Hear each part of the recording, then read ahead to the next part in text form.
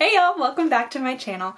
I'm super excited about today's video because today I'm going to be sharing with you 11, I can't count, 11 adult contemporary books for young adult readers. I feel like I've mentioned this several times on my channel, but if you don't know by now, I am 20 years old, I am a sophomore in college, and I am in this kind of weird limbo with my reading right now, where I still enjoy young adult novels, but I'm moving into the world of adult novels. So these 11 books are some of my favorite adult novels that I feel like are the perfect gateway into the adult novel world. Some people get scared by adult novels and think that they're all really boring and that young adults can't enjoy them, but that is absolutely not true. There's a whole stigma around adult versus young adult.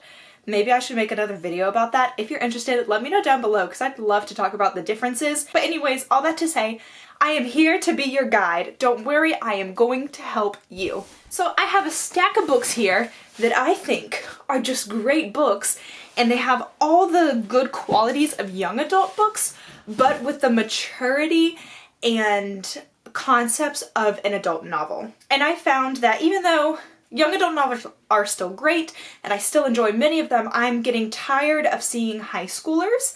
I think I've just kind of reached the point where I lived through high school for 4 years, and it was all I read about for 4 years, so I'm kind of tired of high schoolers at the moment. These books, like I keep saying, are just a great segue into the adult world because they are still fast-paced like young adult novels. Anyways, I'm rambling, and I have 11 books to get through, plus 3 Christmas novels that I want to show you.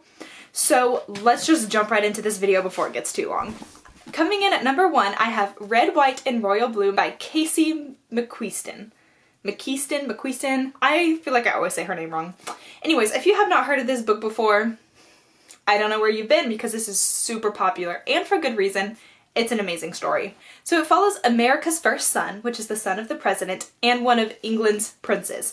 These two boys have a history of not getting along. They kind of see each other almost as rivals. There's always an issue when these two boys are in the same room, which causes a problem for all the diplomats and the diplomatic relations between the two countries. So you just follow the two of them and how their rival turns to friendship and maybe something a bit more. It's a cutesy romance novel. 10,000 times recommend this book. One of my favorite books of all time. Like I said, perfect jumping point to get you into those adult contemporaries. So if you are scared to breach into the adult contemporary world, but you're kind of getting tired of the high school tropes, pick this one up for sure. The next book I want to show you is called The Key to Happily Ever After by Tiff Marcello. I picked this book up, was it this? I think maybe it was last summer. I just saw the cover in Target and thought it was really pretty. This is a story of 3 sisters who run a family business of wedding planning. You just follow the 3 sisters through their ups and downs of life and the struggles of running a wedding planning business. And I think Boston. No, they're in Washington, D.C. actually. They have a lot of crazy customers to deal with. There's family drama. There's different romances you follow. It's so good. And even though these sisters are all older, they're in their late 20s or early 30s, I think, young adults can for sure still enjoy this story. It's so cute.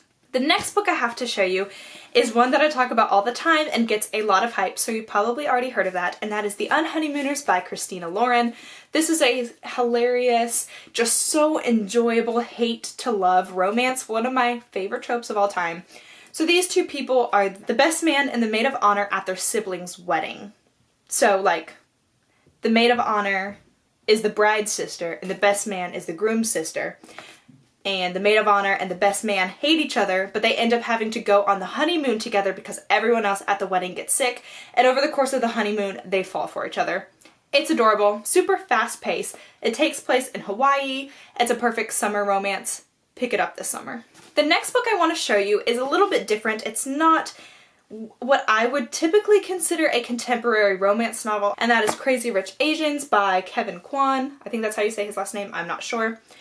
If you have not seen the Crazy Rich Asians movie, like as soon as you finish this video, go watch that movie. It's one of my favorite movies. And if you love the movie, try picking up the book because this will also introduce you to adult fiction. I know a lot of teenagers love the Crazy Rich Asians movie. I know I did. It came out when I was in high school. So if you like the movie, go pick up the book. The book is definitely denser and it is a little bit harder to read than the movie was to watch because there's a lot more happening in the book than was in the movie. But if you love that story, which I did, pick up the book. Whew, I'm getting tired. We gotta move fast. Okay, the next book I have is The Bromance Book Club by Lisa K. Adams.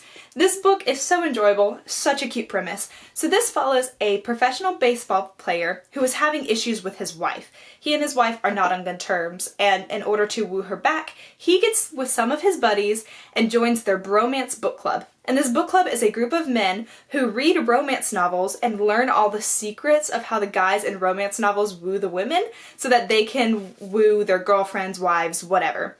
So he reads all these romance novels in the hopes of winning his wife back. It's an adorable concept, and I think it's actually a trilogy. And I think they're like companion novels. I'm not sure. I haven't read the other ones, but the first one was super enjoyable. All right, next we have Something Borrowed and Something Blue by Emily Giffin.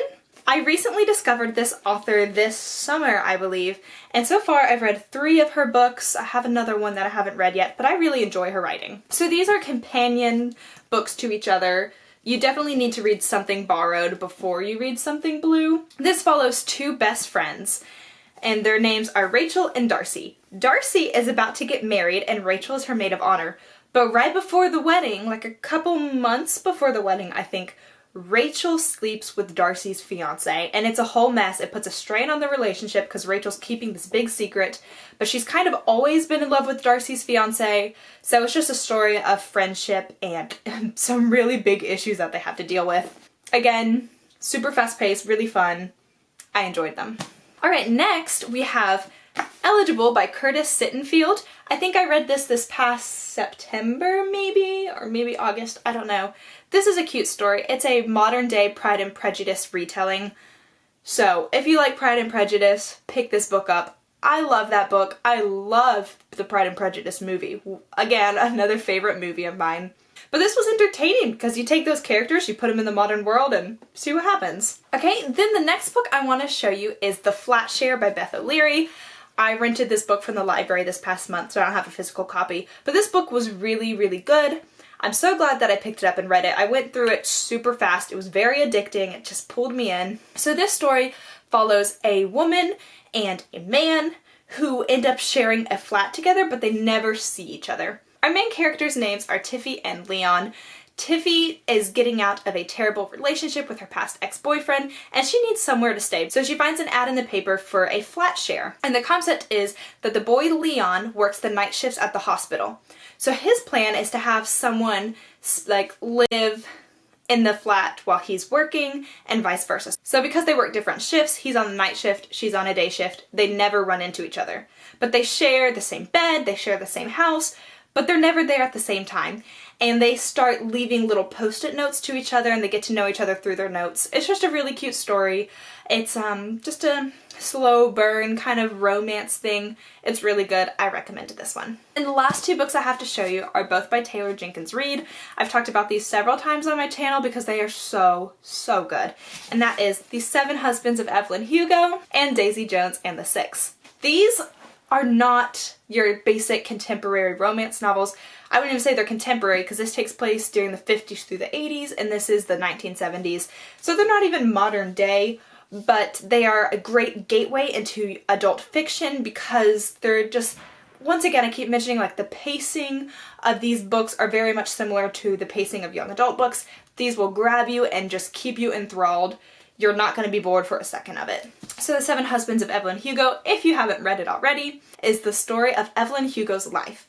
Evelyn was a movie star from the 50s through the 80s. Now, in modern day, she is old and she wants to tell her story to someone. So she has a magazine reporter come and listen to her life story to write a book about her.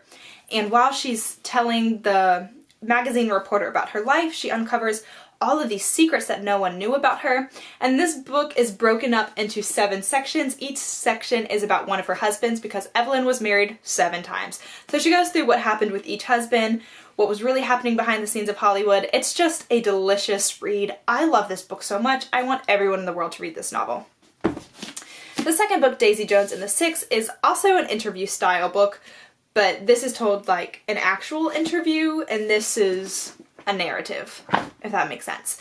Anyways, Daisy Jones and the Six follows the story of a band that was popular in the 1970s.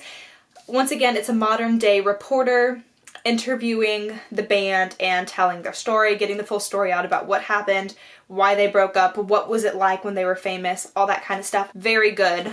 Both of these are a great segue into the adult fiction world. So those are all the normal books I want to show you, and now I have 3 Christmas books to show you guys. So if you decide that you want to start reading adult fiction during the Christmas season, I have 3 excellent books to start you off. The first is One Day in December by Josie Silver. This follows a young woman and a young man over the course of about 10 years, and you watch how their relationship changes and grows over the course of that time. The first time they ever see each other is at a bus stop. They make a quick eye contact, and then she's on the bus as it drives away and he's left on the bench. She spends a year looking for him, never finds him. He shows up at the end of the year as her best friend's boyfriend. So then you just watch the relationship play out over the next 10 years. Then we have The 12 Dates of Christmas by Jenny Bayliss. This is a super cute novel about a young woman who lives in England. She's lonely, she doesn't have a boyfriend, and she wants to find love, so she signs up for a dating website's 12 Dates of Christmas. For the couple weeks leading up to Christmas, she goes on a date with a different guy, and she goes through 12 guys, 12 different dates, and it's just a really cute story about finding love during Christmas in England. It's adorable. And the final one I want to show you is In a Holidays by Christina Lauren. This is the same author who wrote The Unhoneymooners, which is actually 2 different authors who write together, so fun fact. In a Holidays is about a young woman, she's like 20-something. Every year she goes with her family and all their families on a trip to a cabin during Christmas time. So her parents were their friend group in college stayed in contact forever, and they celebrate Christmas every year together with their kids, and it's just a fun time in this cabin. The Christmas holiday comes to an end, and she finds out that the family that owns the cabin is going to be selling it, and so they can't come back for Christmas. And she's upset because something happened, and she feels like she ruined her last experience here, so she makes a wish with the universe to let her, I think she has the universe show me what will make me happy, and the universe takes her back in time to the start of her holiday trip that year, and she relives the same holiday over and over again until she can get it right and end up with the one she truly loves. So cute. So those are 3 fabulous adult contemporary Christmas novels that I encourage you to check out next Christmas. Okay, that was a lot.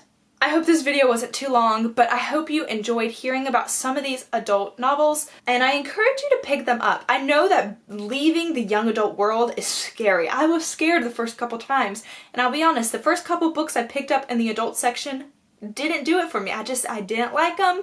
It was just too adult, you know what I mean? But luckily, I found these books, and these are perfect. Right up my alley.